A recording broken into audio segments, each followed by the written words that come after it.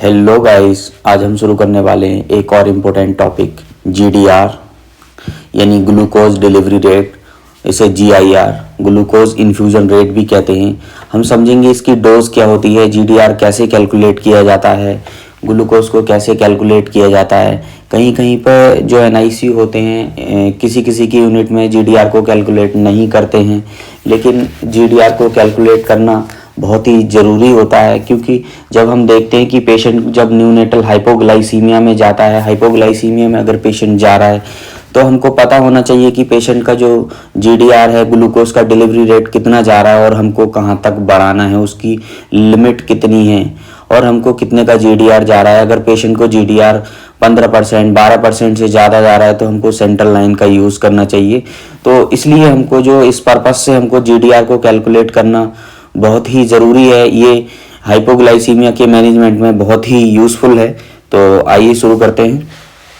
तो जीडीआर यानी glucose delivery rate, इसे जीआईआर ग्लूकोज इन्फ्यूजन रेट कहते हैं, रेट भी कहते हैं। इसकी जो डोज होती है 5 से 15 mg तक हम दे सकते हैं। अगर हमको 12.5% से ज़्यादा का अगर पेशेंट को जीडीआर देना है तो हम प्रेफर करेंगे सेंट्रल लाइन। अगर बिना सेंट्रल लाइन के हमको जीडीआर जो ग्लूकोज है 12.5% से ज़्यादा का कोई भी फ्लूइड जो है हमको बिना सेंट्रल लाइन के नहीं देना है। अगर हम 12.5% से ज़्यादा का फ्लूइड हम पेशेंट को सेंट्रल लाइन के बिना देते हैं, पेरिफेरल लाइन से देते हैं, तो वो फिर वेन को इरिटेट करेगा और वेन में थ्रोम्बोफ्लेबाइटिस होगी, तो फिर वेन में सूजन वगैरह हो जाएगी। तो उस हिसाब से हमको देखना है कि पेशेंट को कितने का जीडीआर जा रहा है और उस हिसाब से हमको लाइन को चूज करना है कि सेंट्रल देना है या पेरिफेरल देना है।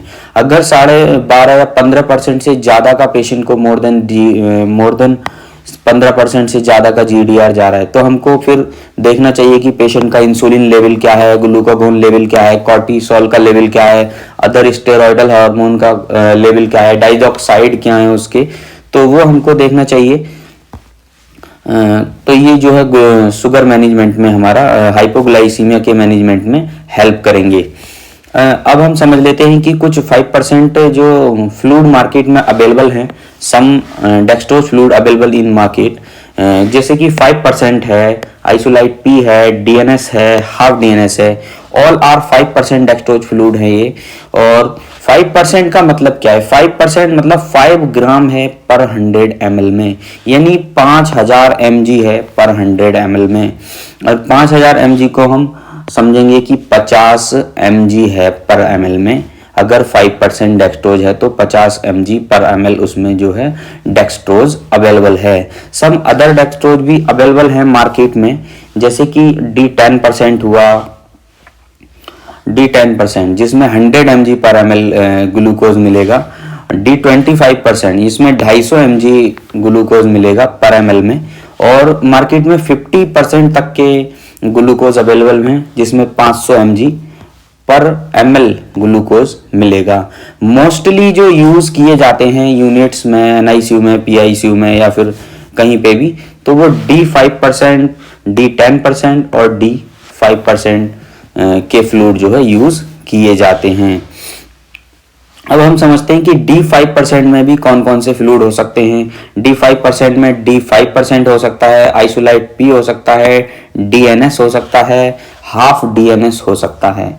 तो ये सब जो है 5% फ्लूइड हैं। 5% यानी इनमें 5 ग्राम पर 100 ml जो है, जैसे हमने समझा था, यहाँ पे ग्लूकोज जो है, डेक्सट्रोज जो है अवेलेबल है। अब हम समझते हैं कि जीडीआर को कैसे कैलकुलेट करें। ग्लूकोज डिलीवरी रेट का जो है फॉर्मूला क्या है? सिंपल ही, बहुत ही इजी फॉर्मूला है, इसे आप समझ लेते हैं तो आपको कहीं पर कोई दिक्कत नहीं आने वाली है। तो आइए समझते हैं। इससे हम GDR is equal to percentage of glucose हमको लेना है, इनटू करना है, और ml पर केजी पर डे, यानी कि पेशेंट की ml पर केजी पर डे की जो फ्लूइड रिक्वायरमेंट है वो कितनी है वो हमको यहाँ लिखनी है, और 144 से हमको डिवाइड करना है। एग्जाम्पल के थ्रू हम समझ लेते हैं। एग्जाम्पल में समझते हैं कि हमने GDR इक्वल टू यहाँ पे लिया 10, यानी हमने 10% का पेशेंट को ग्लूकोज देना है, तो 10% का डेक्सट्रोज जा रहा है पेशेंट को। तो हम देखेंगे कि पेशेंट को 10% के डेक्सट्रोज पे कितना GDR जाएगा अगर पेशेंट को हम 100 ml फ्लूइड देते हैं पर kg पर डे। तो समझते हैं 10 into 100 डिवाइडेड बाई 144, तो इसको 1000 हो जाएगा। इसको 144 से फर्दर डिवाइड करेंगे तो ये 6.94 आएगा। यानी हम समझते हैं कि अगर पेशेंट को 100 ml पर kg पर डे का अगर 10% फ्लूइड देते हैं तो 6.94 का GDR पेशेंट को जाएगा। अब हम समझते हैं कि पेशेंट को हमको अपने हिसाब से GDR लगाना है कि मान लीजिए हमको 10 का GDR देना है। अगर 8 का GDR चल रहा है, उस पर शुगर मेंटेन नहीं हो रही, तो 10 का देना है, 12 का देना है या फिर 15 का GDR देना है। तो हमको क्या करना है, GDR की जगह हमको जितना GDR देना है, हमें 10 का GDR देना है तो 10 लिखना है, 15 का GDR लेना है तो 15 लिखना है, परसेंटेज ऑफ ग्लूकोज लिखना है, पर केजी पर डे की जो फ्लूइड की रिक्वायरमेंट है पेशेंट की वो लिखनी है और डिवाइड करना है 144 से। इसको सिंप्लीफाई करने के बाद हमारा GDR का जो परसेंटेज ऑफ ग्लूकोज आ जाएगा। तो हमको कितने परसेंट का ग्लूकोज यूज करना है तब जो है उतना GDR जाएगा। अब हम समझ लेते हैं कि मोर देन 12.5% से 15% तक अगर हम पेशेंट को फ्लूइड देते हैं IB, पेरिफेरल लाइन से नहीं देना है, सेंट्रल लाइन ही यूज करनी है। सेंट्रल लाइन में हम UBC डाल सकते हैं, UAC डाल सकते हैं और PICC लाइन डाल सकते हैं। क्यों नहीं देना है? क्योंकि ये एक हाई ऑस्मोलर फ्लूइड्स होते हैं। हाई ऑस्मोलर फ्लूइड जिनकी ऑस्मोलैरिटी ज़्यादा है। ऑस्मोलैरिटी का टॉपिक हम अभी एक हमारा वीडियो है उसमें आप जाकर देख सकते हैं। तो ऑस्मोलैरिटी हमने बहुत ही इजीली उसमें समझाया हुआ है, तो आप वो जाके देख सकते हैं। डेक्सट्रोज, अब मान लीजिए हम समझते हैं कि 12.5% का फ्लूइड देना है, 15% का फ्लूइड देना है, GDR देना है, तो हमको वो फ्लूइड की जो परसेंटेज है, अगर हमको 10 का GDR देना है, फ्लूइड की जो परसेंटेज आई उसमें 12.5% आ गई, 15% आ गई, तो हमको उस फ्लूइड को कैसे डाइल्यूट करना है कि हमको जो 12.5% का फ्लूइड कैसे बनाना है। क्योंकि 12.5% का 15% का फ्लूइड मार्केट में अवेलेबल नहीं होता है, तो हमको सिंपली इस फॉर्मूला का यूज करना है। 5x - 25 is equal to y। x indicate करता है 5% डेक्सट्रोज को और y इंडिकेट करता है D25% डेक्सट्रोज को। तो 5 into 15 - 25 is equal to y। 15 पंजे 75, ये हो जाएगा 75 में से 25 को माइनस करेंगे, 75 में से 25 को माइनस करेंगे, ये हो जाएगा y is equal to 50 ml। यानी 50 ml हमको D25% लेना है और बाकी का जो 50% बचा, 50 ml बचा, वो हमको x is equal to 50 ml लेना है। यानी 50 ml हमको D5% लेना है और 50 ml हमको लेना है D25%। अगर 100 ml की सिरिंज मार्केट में अवेलेबल नहीं होती है तो आप इसमें से 25 ml लेंगे और इसमें से 25 ml लेंगे और 50 ml की सिरिंज में बनाकर आप इन्फ्यूजन पेशेंट को लगा सकते हैं। सेकेंड एग्जाम्पल समझ लेते हैं। सेकेंड एग्जाम्पल में अगर मान लीजिए हमको 12.5% का यानी 12.5% का डेक्सट्रोज फ्लूइड बनाना है तो हम कैसे बनाएंगे। तो 5x - 25 is equal to y। x indicate करता है D5% डेक्सट्रोज को और y इंडिकेट करता है D25% को। जो y इज इक्वल टू आएगा वो D25% डेक्सट्रोज होगा, तो y इंडिकेट करता है D25% डेक्सट्रोज को। तो 5 into 12.5 - 25 is equal to y। तो 62.5 आ जाता है, माइनस करना है 25 से, तो ये आ जाता है y is equal to 37.5 ml। 37.5 ml यानी हमको 37.5 ml हमको लेना है D25%। और अब बाकी का जो बचा हम उसको 100 से माइनस करेंगे। 100 से माइनस करने के बाद ये आ जाएगा 62.5 ml। यानी 62.5 ml हमको लेना है D5%।